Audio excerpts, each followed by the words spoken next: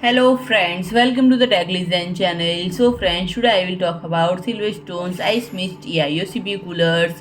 So friend, the drawback of liquid cooling your CPU has been leave to other that hot components allow your CPU socket without a source of passive airflow.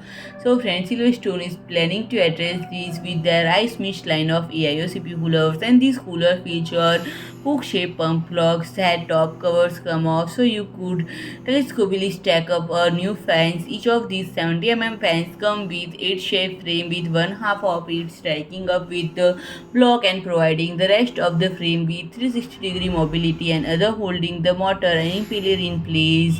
And friend, you can position them anywhere around the pump block so you can direct airflow to components such as the memory slots, VRM heatsinks, M.2 SSD heatsink.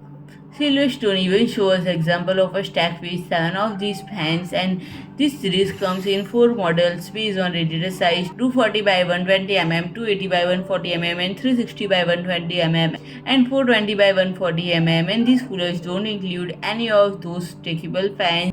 They are meant to be purchased separately as part of IMF70 IceMyst Upgrade Kits. So friend, if you like my video, please do like, share and comment, and don't forget to subscribe my channel and press the bell icon.